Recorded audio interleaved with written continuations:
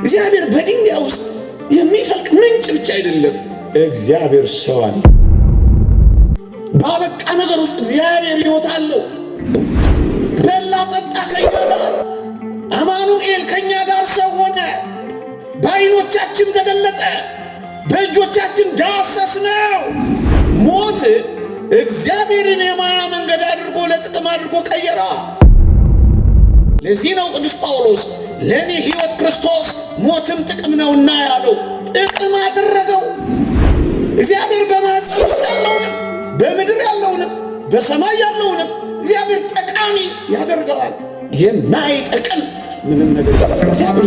ውድ የሳንኤል ሚዲያ ቤተሰቦች በዚህ ቻናል የኢትዮጵያ ኦርቶዶክስ ተዋሕዶ የንግስ በዓላትን፣ መጽሐፍ ቅዱስን መሠረት ያደረጉ ስብከቶችን፣ መንፈሳዊ ዝማሬዎችን እና ክብረ ቅዱሳንን የሚገልጡ ትምህርቶችን በስፋት የሚቀርቡበት ስለሆነ ለቻናሉ አዲስ ከሆኑ ሰብስክራይብ በማድረግ ቤተሰብ ይሁኑ። ይህን መንፈሳዊ አገልግሎት ላይክ፣ ሼር በማድረግና አስተያየት በመጻፍ ይደግፉ። በስመ አብ ወወልድ ወመንፈስ ቅዱስ አሃዱ አምላክ አሜን። ክቡር አባታችን ርዕሰ ርሷን ቆሞስ አባ ተክለ ማርያም የገዳማችን አስተዳዳሪ፣ ክቡር አባታችን መጋቤ ሐዲስ አባ ገብረ ማርያም የገዳማችን የስብከተ ወንጌል ኃላፊ፣ ሊቃውንተ ቤተ ክርስቲያን፣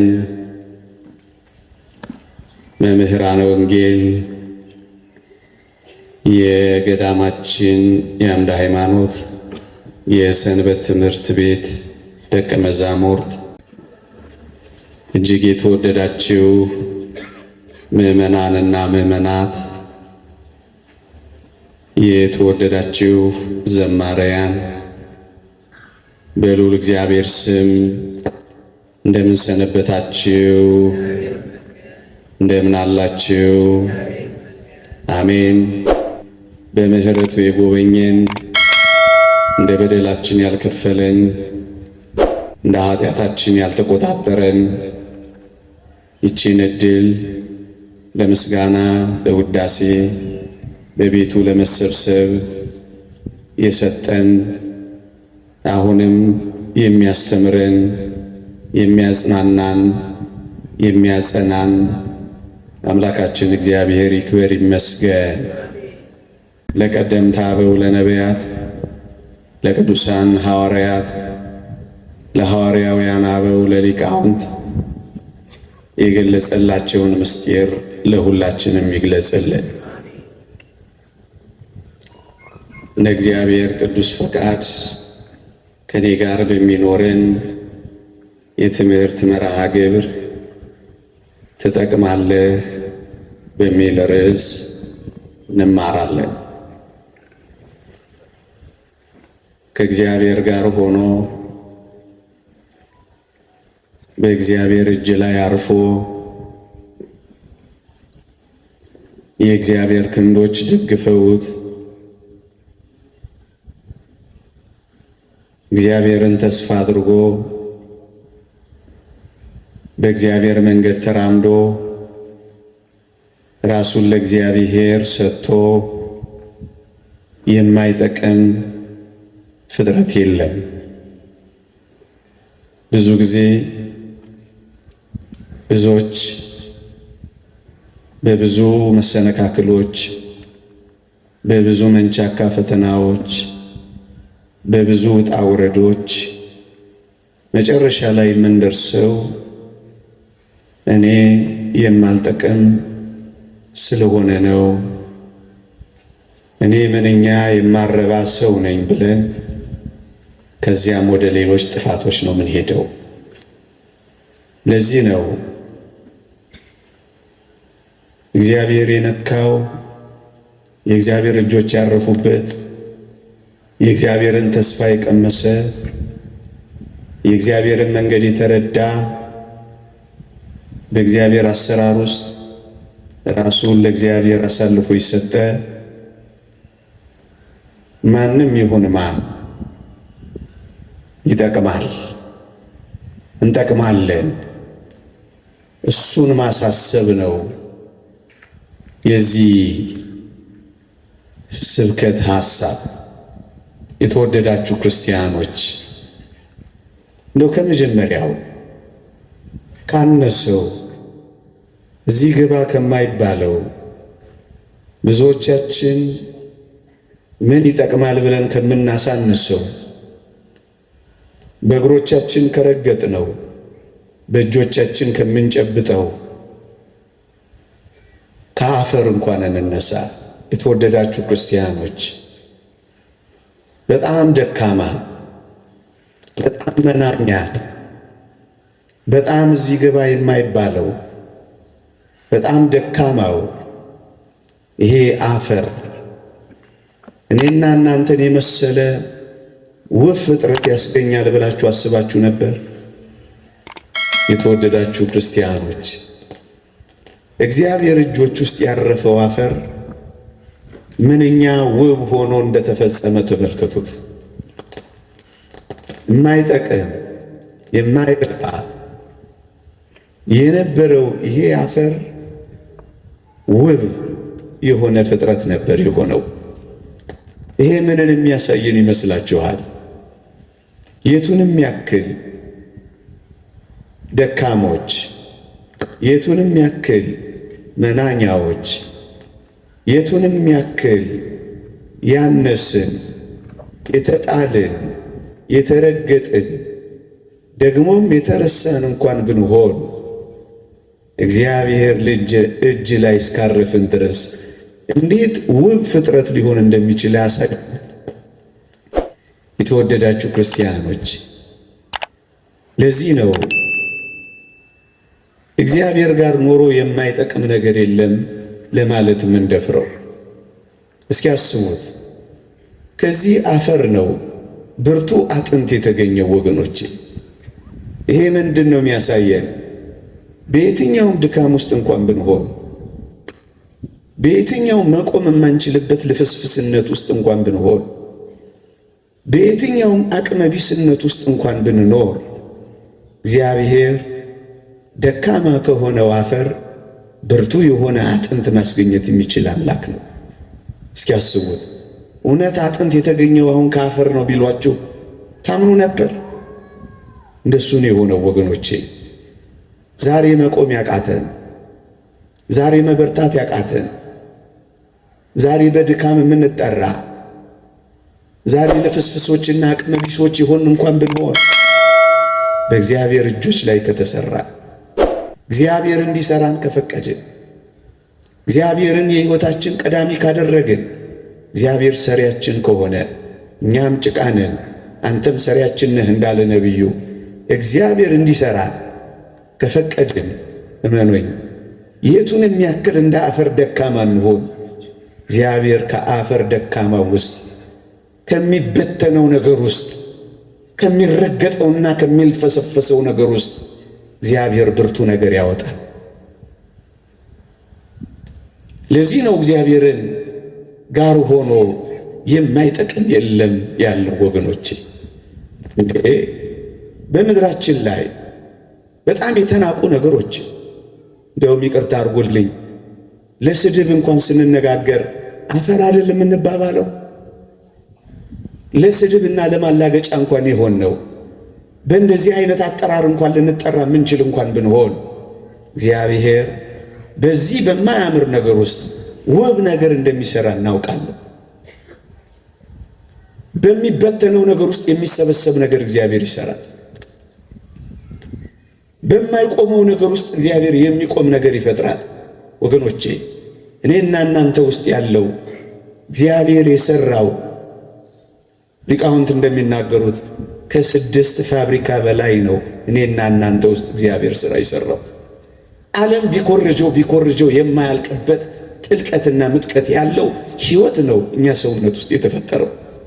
እግዚአብሔር ምንም ከሆነው ነገር ውስጥ ይሄን ያህል ውስብስብ ነገር ከሰራ ታዲያ በእኔና በእናንተ ሕይወት ውስጥ አፈር አይደለንም ዛሬ። የክርስቶስን ሥጋና ደም ተዋህደናል እኮ ዛሬ። የተጣልን እኮ አይደለንም ዛሬ። የተነሳንና የነቃን እኮ ነን ዛሬ። ታዲያ እንደዛ በነበርንበት ሕይወት ውስጥ ካለመኖርና ምንም ከነበርንበት ሕይወት ውስጥ እንደዚህ ምን ጠቅም ካደረገን እዚህ ከደረስን በኋላ የማንጠቅም እንሆናለን ብላችሁ ታስባላችሁ? ወገኖቼ ለምን እንደዚህ ደካማን ሆነ? ለምን እንደ አፈር የተናቀንና የተጠላን ለምን አንሆን? ለምን አስታዋሽ የሚያጣን ሁሉ የሚረግጠን ሁሉ የሚበትነን ለምን አንሆንም? እግዚአብሔር እጆች ውስጥ ካረፈን መኖይ የማይጠቅም ፍጥረት የለም። እንደው ከትንሹ ነገር እኮ ልነሳ ብዬ ነው ወገኖቼ። ሌላ ከፍ ያለውን ነገር እስኪያስቡት። እግዚአብሔር ትሞታላችሁ ያለን ሞት እንኳን ሳይቀር እግዚአብሔር ለጥቅም ያደርገዋል ብላችሁ ታስባላችሁ? ደግሞ አለው ሞትን ትሞታለህ ብሎ የፈረደበት ያ ሞት ለሰው ልጆች ጥቅም ይሆናል ብላችሁ አስባችሁ ታውቁ ነበር? ወገኖቼ እግዚአብሔር ፍቅር፣ እግዚአብሔር መሐሪ፣ እግዚአብሔር ሰውን ወዳጅ ስለሆነ ትሞታላችሁ ያለንን ሞት እንኳን ሳይቀር ለጥቅማችን አድርጎ የቀየረው አምላክ። አብዛኛው ሰው እንደሚያውቀው ሞትን መሪር ብሎ ነው የሚተረጉመው። ግን ይህንን ሞት ነው እግዚአብሔር ለጥቅማችን እንኳን አድርጎ የቀየረው ወገኖቼ። እግዚአብሔር ተናግሮት እግዚአብሔር ብሎት የማይጠቅም እንደው ክፉ ነገር እንኳን ቢሆን እግዚአብሔር ሰውን አፍቃሪ፣ እግዚአብሔርን ሰውን ወዳጅ ስለሆነ በጣም መራራ ነገሮችን እንኳን ሳይቀር ጣፋጭ አድርጎ ቀየረ ነው እናውቃለን። እሱም ሞትን እንኳን ሳይቀር። የተወደዳችሁ ክርስቲያኖች አንዲት የሸክላ ሰሪ ገሏ ቢሰነጠቅ ጊዜ ወይም ገላዋ ቢሸረፍባት አብኩታ አፍርሳ አብኩታ ለውሳ የምትሰራው ምርጥ ዕቃ አድርጋ ነው ወገኖቼ። ይሄንን በእኔና በእናንተ ላይ የተፈረደውን ሞት እንኳን ሳይቀር እኔና እናንተን ምርጥ ዕቃ አድርጎ ይሰራበት ዘንድ መንገድ ያደርገዋል ብላችሁ አስባችሁ ታውቁ ነበር? ለዚህ ነው የእግዚአብሔር ቃል በውርደት እንዘራለን፣ በክብር እንነሳለን። በመበስበስ እንዘራለን፣ ባለመበስበስ እንነሳለን። በድካም እንዘራለን፣ በኃይል እንነሳለን አለ። የክብር ዕቃ አድርጎ ይቀይረናል አለ። ወገኖቼ በመፍረስ በኩል አለመፍረስ አይገርማችሁም? በመበስበስ ውስጥ አለመበስበስ አድርጎ ሲሰራው አይደንቃችሁም? ደካማ ሆነን በአፈር ውስጥ በመጣል ውስጥ ብርቱ ነገር ጠቃሚ ነገር ማውጣት አይደንቃችሁም? በሞት በኩል እግዚአብሔር የሰራው ይህንን ነው።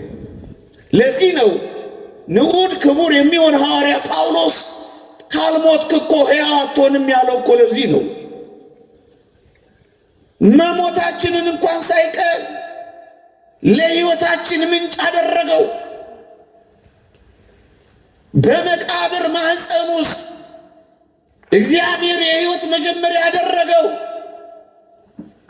ስንሞት ሕይወትን እንድንጀምር ጸጋ አድርጎ ቀየረው። ቅዱስ ባስልዮስ ዘቂሳርያ እንደተናገረው እግዚአብሔር ኃጢአትን ለማገድ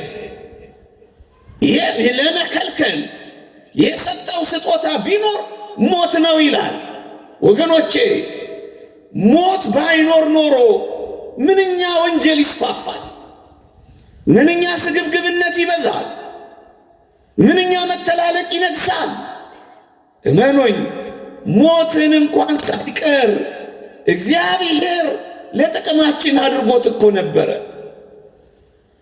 ታዲያ ይህንን እንደና አጋግ ያሉት ሰዎች ሞት እንዴት መሪር ነው ያሉትን ክርስቶስን ለማያ ከእሱ ጋር ለመኖሪያ መንገድ አድርጎ ይጠቅመን ነበር ብላችሁ ታስባላችሁ?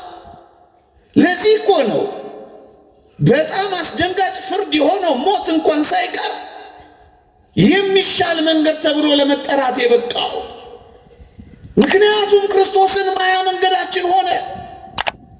ከዚህ ሥጋዬ ከተለየው በኋላ ከዚህ ቁርበቴ ከራኩ በኋላ እግዚአብሔርን ፊት ለፊት አየዋለሁ፣ ዓይኖች የሚመለከቱታል እስከ ማለት የደረሱት አባቶቻችን ሞት እግዚአብሔርን የማያ መንገድ አድርጎ ለጥቅም አድርጎ ቀየራ፣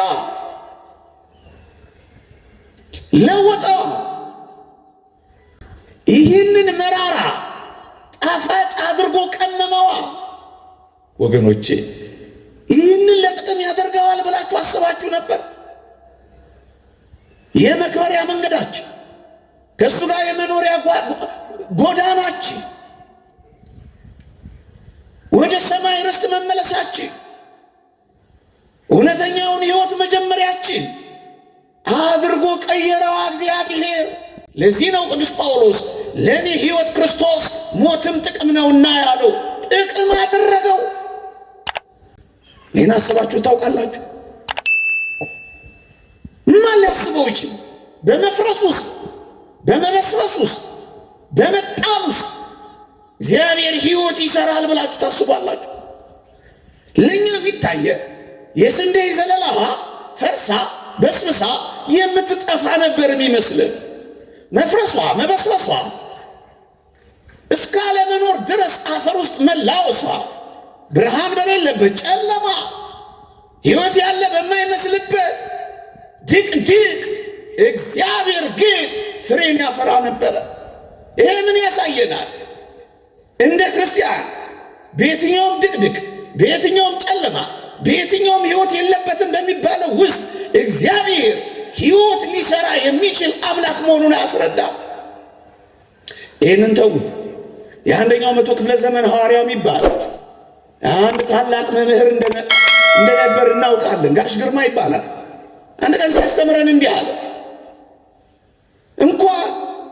እንኳን እሰይ አዳም በደለ አለ። ይሰው እንኳን በደለ እንኳን እሰይ አዳም በደለ አለና አዳም ባይበድል ኖሮ የእግዚአብሔርን ፍቅር እንዴት እቀምሰው ነበር?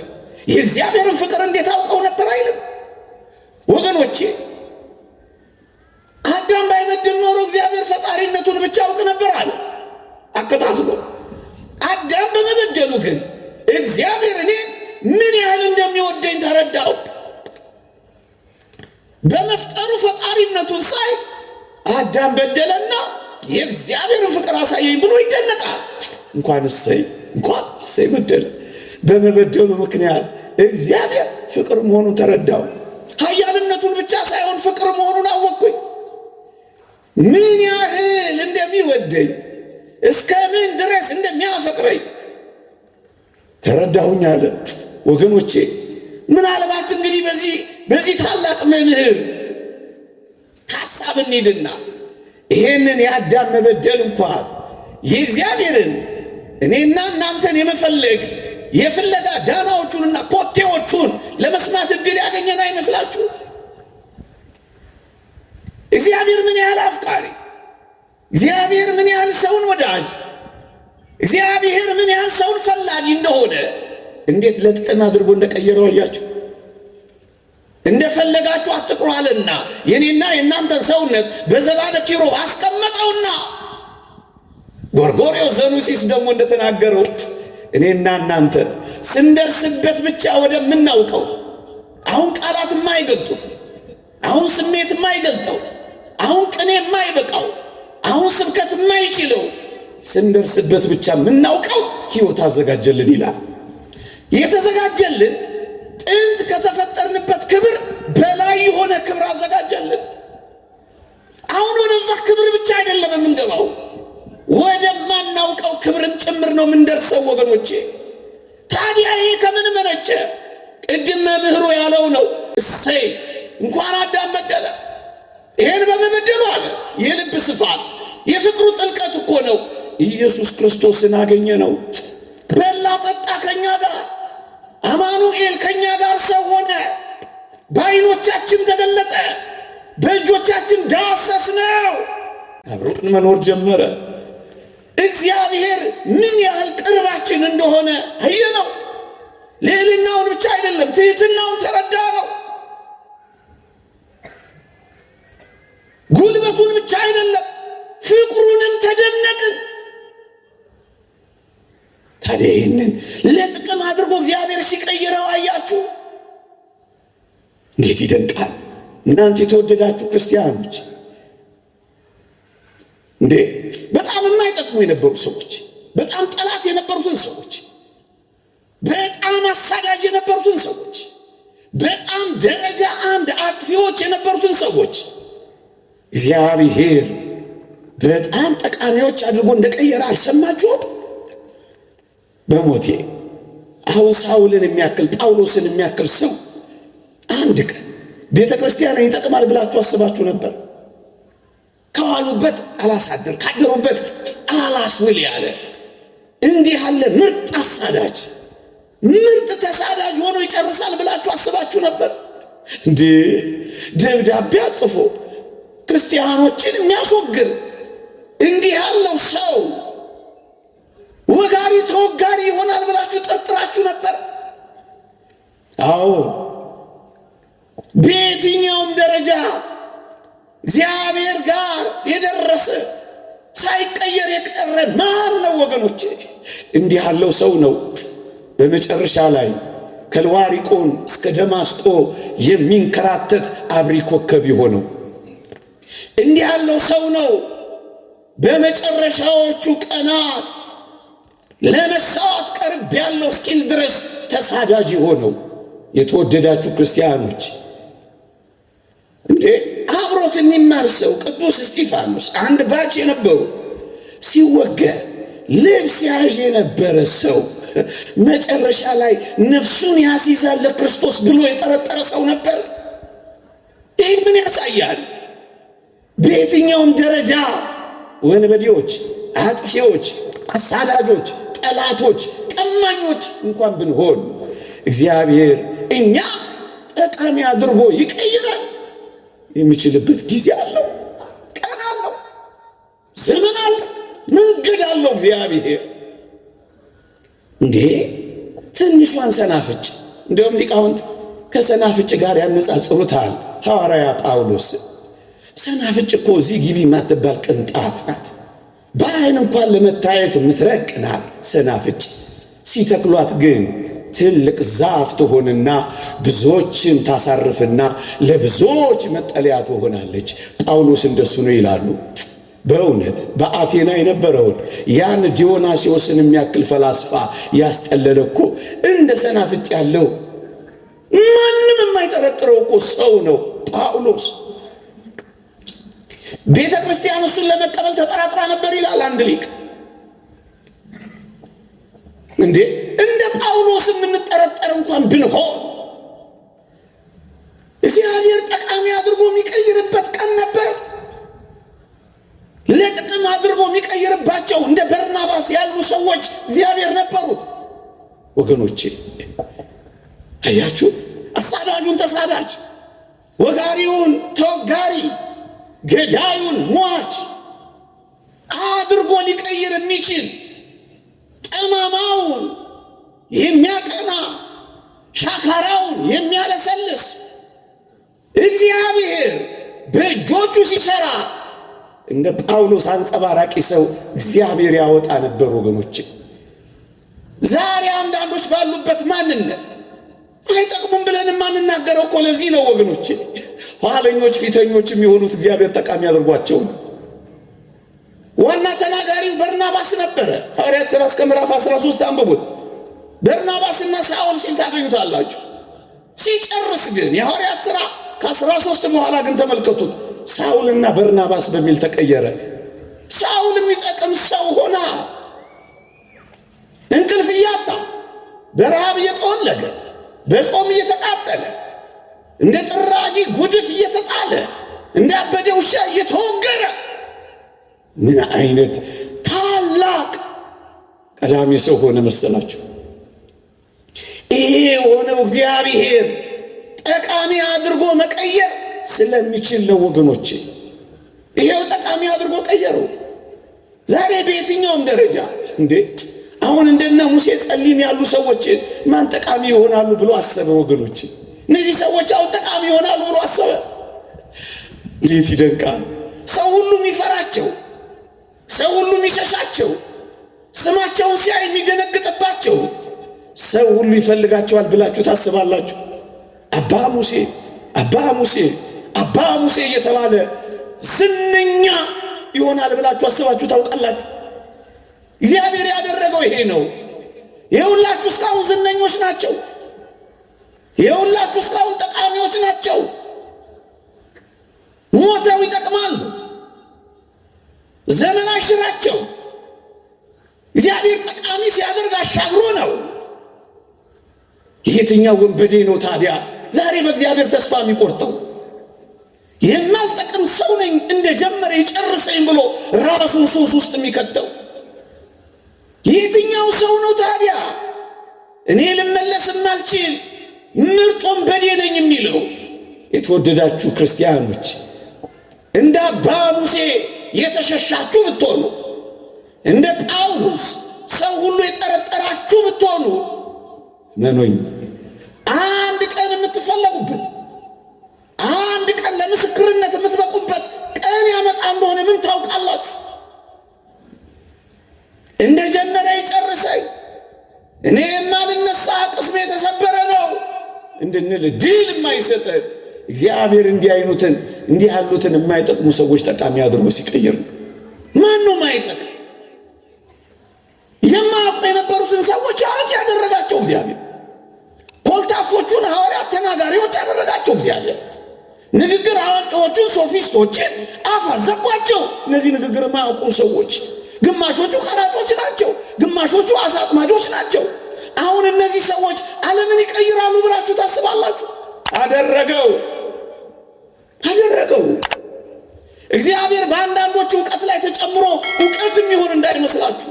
እግዚአብሔር በባዶ ነገር ውስጥ የሚሞላ፣ እግዚአብሔር ባላዋቂዎች ውስጥ ዕውቀት የሚገልጥ፣ እግዚአብሔር በመናኛዎች ውስጥ የሚያበረክት፣ እግዚአብሔር የሉም በሚባሉ ሰዎች ውስጥ የሚያኖር አምላካችን እንደሆነ አውቀነዋል። እንጠቅማለን። እሱን ነው የሚያሳየን ወገኖቼ። እንዴ መስቀሉንስ እስኪያስቡት ከ300 ዘመን በኋላ የክርስቶስ መስቀል ሳይፈርስ ሳይበሰብስ ሳይጠፋ ከ300 ዘመን በኋላ ይጠቅማል ብላችሁ ታስቡ ነበር ወገኖቼ? እግዚአብሔር ዘመን አስቀረው። የእግዚአብሔርን ሥራ ዘመን አስረጀው። እግዚአብሔር አሰራሩን ዘመን አሸንፈው። ለምን 300 ዘመን አይሆንም እንዴ? እግዚአብሔር ካረፈበት፣ እግዚአብሔር ከነካው ማን ፈራሽ? ማን ወዳቂ ነው? ማን ተጣይ ነው እንዴ? የክርስቶስ ሰውነት ያረፈበት ሥጋውና ደሙን የተቀበልክ አንተ ይህን ያህል ተስፋ መቁረጥ አለብን እንዴ? ደሙን የጠጣ ሥጋውን የበላ በልጅነት የተጠመቅ የሆነ ነገር ቀበረኝ አልነሳም እንዴት ትላለህ? ለምን ጥቂት ጉድፍ ብቻ አይደለም። አንተ እኮ ምናልባት ጥቂት ጉድፍ ነው የሚኖርብህ፣ በጣም ጥቂት። ይሄ ግን ለዘላለም ቀብሮኝ ይኖራል እንዳት ያ ሁሉ የኢየሩሳሌም ጉድፍና ቆሻሻ፣ ያ ሁሉ የኢየሩሳሌም ያ ሁሉ መጣያ የሆነው መስቀሉን ለምን አታየው? ከ300 ዘመን በኋላ ሲወጣ አዲስ ይሆናል። እግዚአብሔር እንዴት እንደሚሰነግል፣ እግዚአብሔር እንዴት እንደሚያስወር፣ እግዚአብሔር እንዴት ሥራ እንደሚሠራ ያየነው አንዱ እኮ በመስቀሉ ነው። የተረሳውን እግዚአብሔር አስታወሰው፣ የተጣለውን እግዚአብሔር አነሳው፣ የተቀበረውን እግዚአብሔር አወጣው። ታዲያ ይህ ተስፋ አይደለም? እንዴት እኛንማ ሥጋውን የበላን ደሙን የጠጣን በልጅነት የከበር አብረነው ጥቂት ለመኖር ምን ሞክር እኛንማ ተቀብረን እንዴት ይተወናል? ዘመንስ እንዴት ተስፋ ያስቆርጠናል ወገኖቼ? እንዴ በዓለም ሁሉ የተዋረደው የሆነውን ይሄን መስቀል ዓለም ሁሉ እንዲያከብረው የሚያደርግበት ቀን ይመጣል። ቀን ይመጣል። ይሄው አከበረው ዓለም፣ ይሄው አደነቀው ዓለም። እነሱ የሚያውቁት በውርደት ነበር። ዓለም ግን በክብር አሁን አወቀው። ዛሬ ተዋረደ ማንነት፣ ዛሬ ዝቅ ያለ ስብዕና፣ ዛሬ እዚህ ግባ የሚባል አኗኗር ልንኖር እንችላለን። ግን እግዚአብሔር እንዲያርፍብን ከፈቀድን እመኑኝ ተቀብረን አንቀርም፣ እንወጣለን።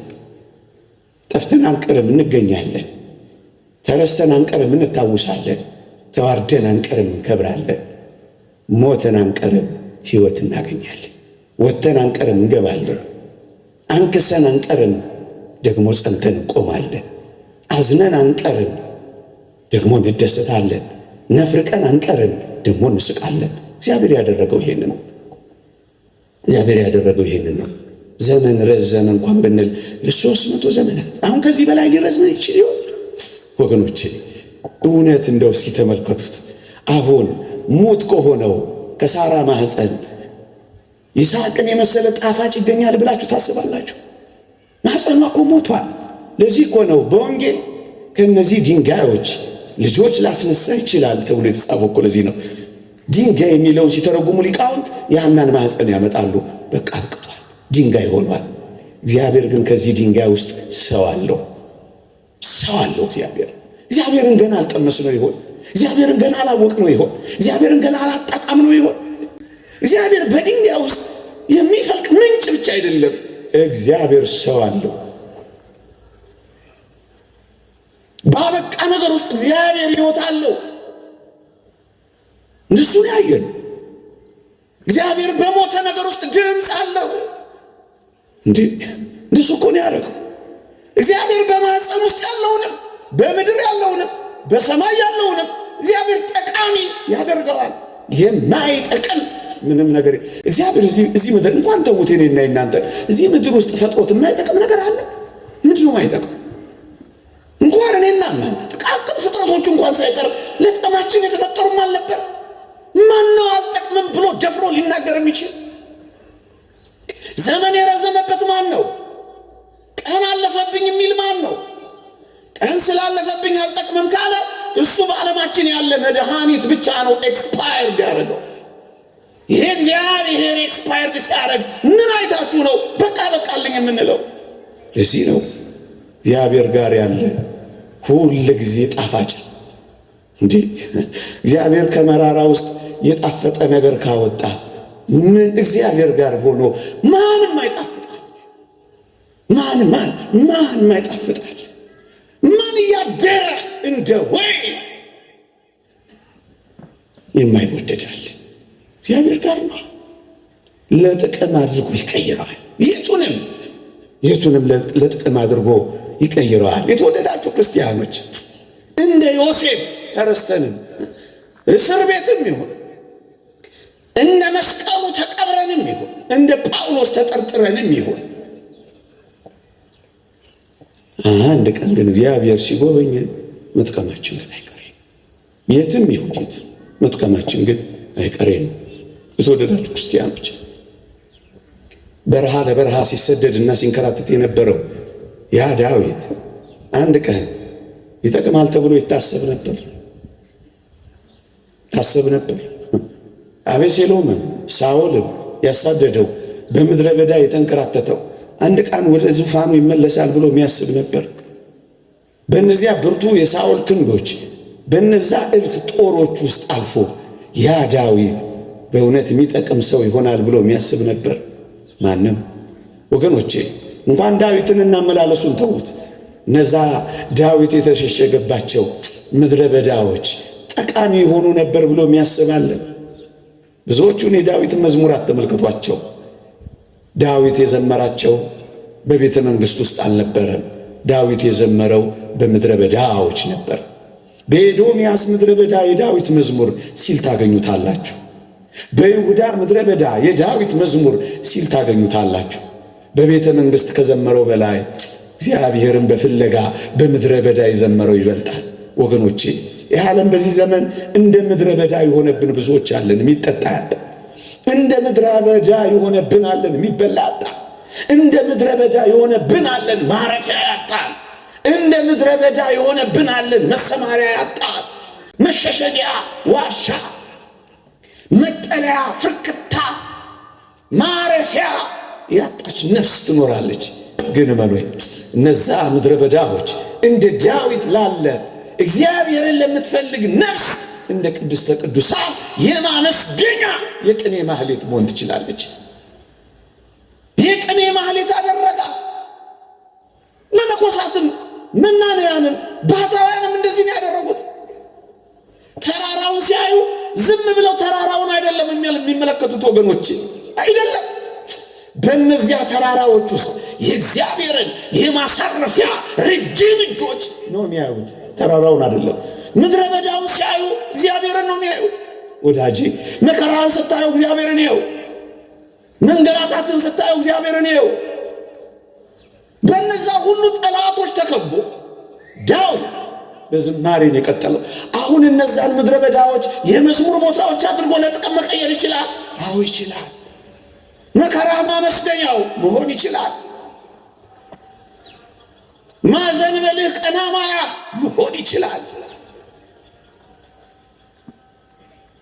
የበዛብህ የአጋንንት ውጊያና ጦር መዋጋ፣ መጠንከሪያ፣ መበርቻ መሆን ይችላል። ለጥቅም አድርገህ መዋል ትችላለህ። እንደ ዳዊት በእውነት እንዴት ይደንቃል! እኔ በጣም ይደንቀኝ ምናልባት ከመጥቀም አርፍዳችሁ የሆናችሁ እዚህ ውስጥ ልትኖሩ ትችላላችሁ። ያለፉትን ዘመናት ሳልጠቅምን የቆየሁት ራሴን አልጠቀምኩ፣ ቤተሰቤን አልጠቀምኩ፣ ቤተ ክርስቲያኔን አልጠቀምኩ፣ አገሬን አልጠቀምኩ፣ ወገኔን አልጠቀምኩ። አሁን ከእንግዲህ በኋላ እኔ እጠቅማለሁ። የብዙ ሰዎች ሐሳብና ጥያቄ ይሆናል። እመነኝ ትጠቅማለህ። ቅዱስ ጳውሎስ አናሲሞስ ስለሚባል ሰው የጻፈው ለፊሊሞና እንዴት አስደናቂ ቃል መሰለ! እስካሁን ስላልጠቀመህ ከእንግዲህ በኋላ ግን ስለሚጠቅመህ ብሎ የጻፈልህ እንዴት ያስደንቃል! እስካሁን ሳትጠቅሚ ልትኖር ትችላለሽ። እስካሁን ሳትጠቅም ልትመላለስ ትችላለህ። እስካሁን አልጠቀምንም ማለት ግን ነገ አንጠቅምም ማለት አይደለም። መቼ እንዴት እንደምትጠቅም የሚያደርገው እግዚአብሔር ነው። ወደ እግዚአብሔር ቅረብ። የማይጠቅመውን ጠቃሚ አድርጎ የሚቀይረው እግዚአብሔር ነው። እዚህ ቤት ገብቶ ውሃ ሆኖ ገብቶ ጸበል ሆኖ ነው የሚወጣው። አፈር ሆኖ ገብቶ እምነት ሆኖ ነው የሚወጣው። ህብስት ሆኖ ገብቶ ስጋ ሆኖ ነው የሚወጣው። ወይን ሆኖ ገብቶ ደም ሆኖ ነው የሚወጣው። እግዚአብሔር ሲነካው የማይቀየር ነገር የለም። ይዋቸው በሙሉ ምናልባት እኔና አንተ ለመቀየር አልቀረብን ካልሆነ በቀር እግዚአብሔርን ቀምሶ ይቀየራል። እግዚአብሔር እጆች አርፈውበት ይቀየራል። ጠቃሚ ይሆናል። ሊነገር የማይችል ጠቃሚ ይሆናል። እስካሁን አልጠቀምም ነው ማለት ነገ አንጠቅምም ማለት አይደለም። በወህኒ ቤት ምንኖር፣ እጅግ መራራ በሆኑ ሱሶች ውስጥ ምንኖር፣ እጅግ ደስ በማያሰኙ ልምምዶች ውስጥ ያለን፣ አሁን ከዚህ ውስጥ እኔ ወጥቼ ጠቃሚ መሆን እችላለሁ። ትችላለህ። ይኸው ትችላለህ። እግዚአብሔር ይችላል። እሱን ነው የምናምነው። ለአንተ የሚያቅት ነገር የለም ተብሎ አልተጻፈም። አንተ ታቅተዋለህ። አፈር ካላቃተው እንዴ፣ ሰማይ ካላቃተው፣ ሞት ካላቃተው፣ ኃጢአት ካላቃተው፣ በሽታ ካላቃተው፣ ሲኦል ካላቃተው አንተ ምን ሆነ ነው እኔ ለእግዚአብሔር አቅተዋለሁ የምትለው? እንዴ እግዚአብሔር የሲኦል መክፈቻ ቁልፎች ካለው ያንተን ልብ ለመክፈት እግዚአብሔር ያቅተዋል። በተዘጋ ግድግዳ የገባ አንተ ትንሽ ባዘነበልከው ሰው ልብ ውስጥ ክርስቶስ አይገባም። እመነኝ፣ ትሁት ስለሆነ ስለሚለማመጥህ እንጂ ሰብሮህ ሊገባ ይችል ነበር። እሱ ፍቅር ነው፣ በማስገደድ አይደለም፣ በጉልበት አይደለም፣ በፍቅር ነው። እና ማንም አይጠቅማል። እስካሁን አልጠቀምን ይሆናል፣ እመኑኝ፣ ነገ ግን እንጠቅማል። ይልቅ ለመጥቀም እንዘጋጅ። በአንድ ጊዜ ላንጠቅም እንችላለን። እንደ አናሲሞስ ቀስ እያለን ግን እንጠቅማለን፣ ቀስ እያለን እንጣፍጣለን። በአንድ ጊዜ ማካልክ ትዕቢት ነው። ለምን ትዕቢተኛ ትሆናለህ? በአንድ ጊዜ የበቃ አይተሃል። በአንድ ጊዜ መጠቅ አይተሃል። በአንድ ጊዜ ጸደቅ አይተሃል። የለም፣ ቀስ በቀስ ቅዱስ ማርቆስን ተመልከቱት። በስብከት ወንጌል አገልግሎት ቅዱስ ጳውሎስ ከቅዱስ ጴጥሮስ ጋር በሐሳብ እስኪለያዩ ድረስ እናቴ ናፈቀችኝ ብሎ ጥሏቸው ሄዶ ነበር። አንድ ልክ ሲናገር ቅዱስ ጳውሎስ ቅዱስ ማርቆስን ያነሳው ይላል በሮሜ መልእክት መጨረሻው ላይ ማርቆስም ደግሞ የተወደደ ወንድማችን ማርቆስ ሰላምታ ያቀርብላችኋል ይላል። ማርቆስን ከ17 ዓመት በኋላ ነው ጳውሎስ ስሙን ያነሳው ይላል። ከ17 ዓመት በኋላ ልጠቅም ትችላለህ። ከ27 ዓመት በኋላ ልጠቅም ትችላለህ። ከ37 ዓመት በኋላ ልጠቅም ትችላለህ። ከ107 ዓመት በኋላ ልጠቅም ትችላለህ። አንተ ቀን ምን አስቆጠረ? ቀስ በቀስ ብቻ ደግ ቀስ በቀስ ቀስ በቀስ ቀስ በቀስ ዛሬ ትንሽ ጥቅም ነገ ትንሽ የጠቀምክ ትሄዳለህ። የተወደዳችሁ ክርስቲያኖች ወገኖቼ በእግዚአብሔር ዘንድ ለምን በባከነ ሰዓት አይሆንም? እንጠቅማለን። ለምን ባለቀ ሰዓት አይሆንም? እጅግ ጠቃሚዎች እንሆናለን ወገኖቼ፣ እጅግ ጠቃሚዎች እንሆናለን። በባከነ ሰዓትም ቢሆን ማን ምሳሌ ያለን ካላችሁ እንደ ቅድስት እሌኒ ያለ በባከነ ሰዓት የጠቀመ ሰው ያለ ይመስላችኋል? ይቺን ቅድስት እናት ታውቋታላችሁ። ሕይወቷ የሚጀምረው በመገፋት ነው። ጨዋ ናት፣ ስንዱ ናት፣ ታማኝ ናት ለቤተሰቦቿ። ግን ያውም በቤተሰቡ ራስ በባሏ የተከዳች ናት። በባሏ ስራሽ ያውጣሽ ተብላ የተወረወረች ናት። በባሏ አትጠቅሚም ተብላ ባህር ውስጥ ምን አለ ምድር ላይ እንኳን ቢያረጋት ትንሽ የመኖር ዕድል ቢሰጣት ባህር ውስጥ የተዘፈቀች ናት። ይህችን ሴት ከባህር ወጥታ ቆስጠንጢኖስን የመሰለ ልጅ ወልዳ መስቀሉን አውጥታ ትጨርሳለች፣ ትጠቅማለች ብሎ ያሰበ ሰው አለ? ይቺ ሴት በ80 ዓመቷ ነው ያረፈችው። መስቀሉን ያገኘችው በ79 ዓመቷ ነው። አበቃ። በባከነም ሰዓት ልጠቅም ከቻልክ አሁን ታግሰ ነው። እንዲህ ካልሆነ እወጣለሁ፣ ማን ይጎዳ? እንዲህ ካልሆነ ማን ያቆማለሁ? አንተ ትቆማለህ። እግዚአብሔርና እግዚአብሔር ሥራ ይቀጥላል። ብናምነው ታመናል፣ ባናምነው የታመነ ሆኖ ይቀጥላል። በ79 ዓመቷ በጣም የምትጠቅም ሴት ሆና አበቃች። ወዳጄ የባከነ ሰዓት በሕይወታችን የለም። ለምን 3 ሰዓት አይሆንም? እንደ መስቀል ላይ ለምን 3 ሰዓት? ለምን 1 ደቂቃ አትሆንም? እግዚአብሔርን ብዙ ሰዎች የታረቁት በብዙ ጸሎት መሰለ። እኔን በደለኛውንና ኃጢአተኛውን ማረኝ እያሉ ሰማይን ቀና ብለው ላለማየት ምድርን አቀርቅረው የተመለከቱት በአንዲት አረፍተ ነገር ታርቀዋል። አበቃ። ቀኑ ከረፈደ የሚመጡትን በመጀመሪያ የሚመጡትን እግዚአብሔር የሚቀበል አምላክ ባለቀ ሰዓት። የተወደዳችሁ ክርስቲያኖች ይህቺ ሴት የቀድሞ የመገፋት ሕይወቷ አላበለሻትም። ቤተሰብ የገፋልን ልንኖር እንችላለን።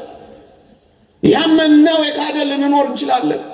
ያመነው ስለ ካደን ራሳችንን ክደን ምናልባት ግሮሰሪ ውስጥ እየተጠረግን ያለን ወንዶች ወይም ሴቶች ተስፋ የቆረጥን እንኳን ብንሆን ይህችን ሴት ልናስባት አይገባም።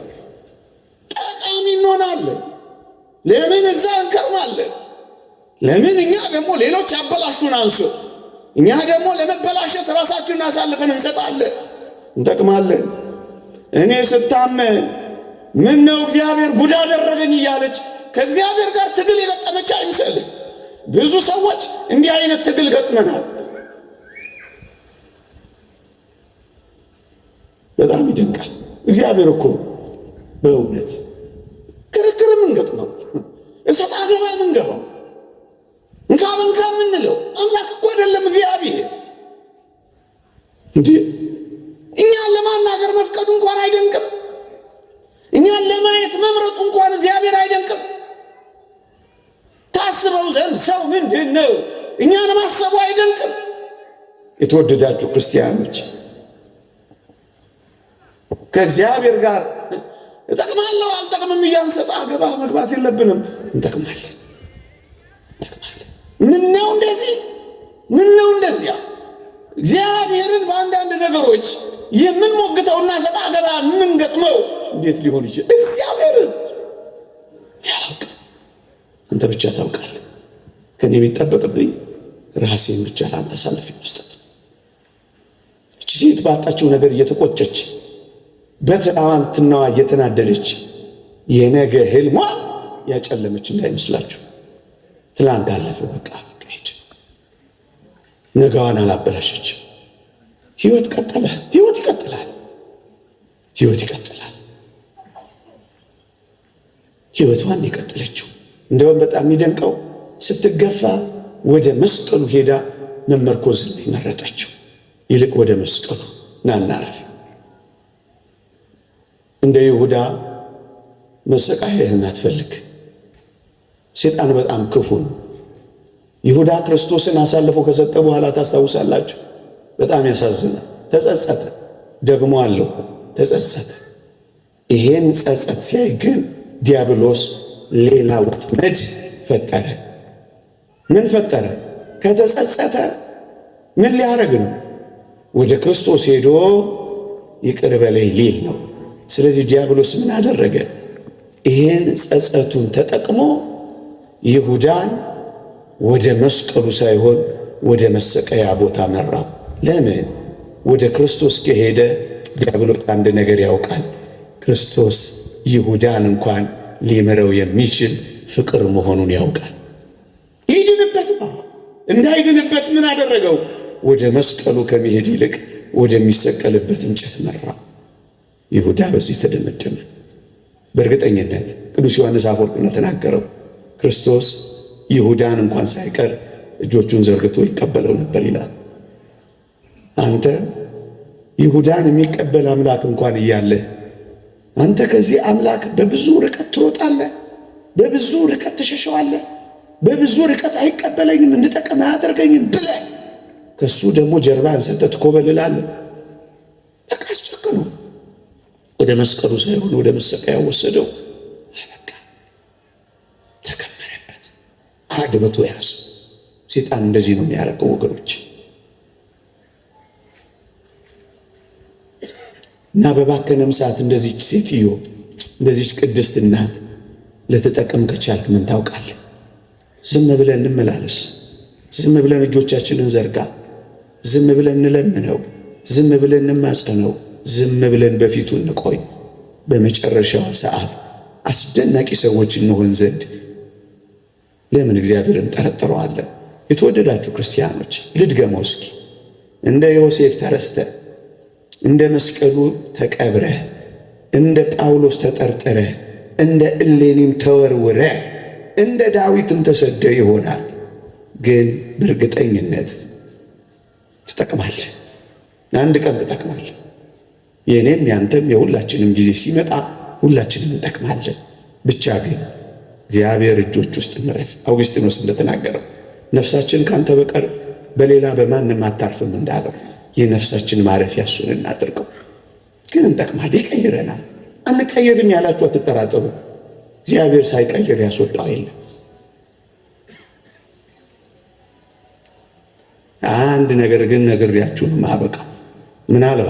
ምናልባት በዚህ ምድር ላይ ማንጠቅም ሰዎች እንኳን ሆነን ብናጠናቀቅ እመኑኝ የምንጠቅምበት ቀንና የምንጠቅምበት ቦታ ግን አለ። ለዚህ ምርጥ ምሳሌ የሚሆነኝ አልዓዛርን እግዚአብሔር ያሳያችሁ፣ ልዑል ያመልክታችሁ። ጠቃሚ ይሆናል ብላችሁ አስባችሁ ታውቁ ነበር? እኔ በጣም ነው የሚደንቀኝ፣ ሁሌ ሳነሳው የሚመስጠኝ። ድሃ ነው፣ በድህነት ላይ በቁስል የተመታ ነው፣ በቁስል መመታት ላይ አስታማሚ ያጣ ነው፣ አስታማሚ በማጣት ላይ ውሾች ቁስሉን እየላሱት እስኪንከባከቡት የደረሰ ነው። ውሾችን የሚያባብርበት አቅም እስኪያጣው ድረስ እንኳንም በውሾች ደስ የሚሰኝ ነው። ቢለምን የሚሰጠው የለም፣ ባለጸጋውን ብቻ ነው የሚያየው። በኦሪት ነው የኖረው፣ ተስፋ ትንሣኤ አልተሰበከም። ታዲያ ይሄ ሁሉ ሰው እስከ መጨረሻ በዚህ ኑሮ የኖረው አንድ ቀን ይጠቅማል ብላችሁ አስባችሁ ታውቁ ነበር? አዎ፣ አልዓዛር የሚጠቅምበት ጊዜና አድራሻ ነበረው። እሱም በሰማይ ነው። ደግሞ አለ። የተወደዳችሁ ክርስቲያኖች፣ ክርስቲያን የሆነው በዚህ ዓለም ደልቶን፣ በዚህ ዓለም ተመችቶን፣ በዚህ ዓለም ፈንጥዘን፣ በዚህ ዓለም ተዝናንተን ለመኖር አይደለም። እንዳታስቡት። ከሆነ እሰየው፣ ግን አይደለም። ለዚህ ነው ቅዱስ ጳውሎስ በዚህች ሕይወት ብቻ ክርስቶስን ተስፋ ካደረግን ምንኛ ምስኪኖች ነን ያለው። ለዚህ ነው በዚህች ሕይወት ብቻ ነው እንዴት ክርስቶስን ተስፋ የምናደርገው? የአንዳንዶች ሊሆን ይችላል፣ የኔና ያንተ ደግሞ ላይሆን ይችላል። እንደ አልዓዛር በምድር ላይ የማንጠቅም ሆነን ብናጠናቀቅም እንደ ቅድስት እሌኒ በባከነ ሰዓት የምንጠቅም እንኳን ባንሆንም ግን በሰማይ መጥቀማችን ይጀምራል። ታዲያ ከዚህ በላይ የክርስቲያኖች ተስፋና ሕይወት አለ? አዎ፣ በሰማይ ድሃ አይደለም ምን ሆነው ባለጸጋ ነው ሆነው። በሰማይ በበሽታ የተመታ በቁስል የተጠቃ አይደለም መታመም ነው የሚጠፋው። በሰማይ አስታማሚ አይደለም የሚያጣው። የተወደዳችሁ ክርስቲያኖች፣ በውሾች የተከበበው ሰው በመላእክት አጀብ ነው የገባው። በምድር ላይ እንደ ማዕበል በምትናወዝ እንደ ባህር ላይ ኑሮ የኖረው ወደ አስደናቂ የእረፍት ወጀቡ መልህቁን የተከለው አልዓዛር እንዴ በመላእክት እቅፍ ነው የገባው። ባለጸጎችን ብቻ አይደለም እጅግ አስደናቂውን አምላኩን ጭምር ነው ያየው። ታዲያስ በጣም የሚጠቅምበት ጊዜ ይመጣል መሰላችሁ? ታገሱ ክርስቲያኖች፣ አትቸኩሉ ክርስቲያኖች። የኔና የእናንተ ምርጥ ጊዜ በሰማይ ሊጀምር ይችላል። አልዓዛር በዛ በሰማይ አሁን ቪአይፒ ወይም ቪቪአይፒን በለው እንደሱ መኖር ነው የጀመረው። ተፈላጊ ሰው፣ ምርጥ ሰው፣ ዝነኛ ሰው ነው የሆነው። አሁን ዝነኛ ላንሆን እንችላለን። ምን አገባ? አሁን ሪኮግኒሽን የሌለን፣ እውቅና የሚሰጠን የሌለን፣ የሚያጨበጭብ የሌለን፣ የሚያየን የሌለን ልንሆን እንችላለን። በመጨረሻው ዓለም ግን ሁሉም አይን ወደኛ ይመጣል። አንድ ቀን ያላየው ባለጸጋው ነው እንኳን ከሩቅ አየው ይላል አብርሃም። ደግሞስ አልዓዛርንም በቅፉ አየው ይላል። አልዓዛር የመታየት ቀን ይመጣል በሰማይ። የዝነኝነት ቀን ይመጣል በሰማይ። ታዲያ አልዓዛር ጊዜ አልጀመረም ብላችሁ ታስባላችሁ? አልዓዛር በጣም ጠቃሚ መሆኑን የምትረዱት አልዓዛርን ስደድልኝ ማለት ተጀመረ። ተፈላጊ ትሆናል፣ በባትሪ የምትፈልግ ትሆናል። ያ ቁስል ያከክበት እጅህ እንኳን ሳይቀር የጣቱን ጫፍ አስነክቶ ምላሴን ያበርድልኝ ዘንድ እባክህን ላክልኝ ባለጸጋ የሚፈልግ ድሃ ልትሆን ትችላለህ። ብዙ ያለው ሰው ምንም የሌለህን የሚፈልግ አንተ ውስጥ ብዙ ሀብት አለ፣ አንተ ከፍ ብለሃል። ታዲያ ይሄ አልዓዛር ጊዜ አይደል? ከቅርብ ያላዩ ከሩቅ የሚያዩበት ጊዜ ይመጣል። ስምን ጠርቶ የማያውቁት ስምን የሚጠሩበት የሚደጋግሙበት የምንጠቅምበት ቀን ይመጣል በሰማይ። ተስፋችን በሰማይ እንጠቅማለን። ይቆየን።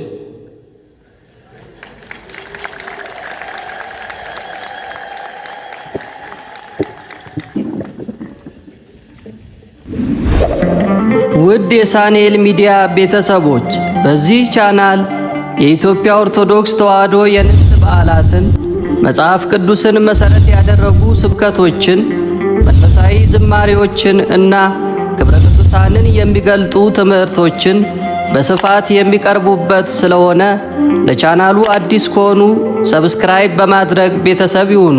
ይህን መንፈሳዊ አገልግሎት ላይክ፣ ሼር በማድረግና አስተያየት በመጻፍ ይደግፉ።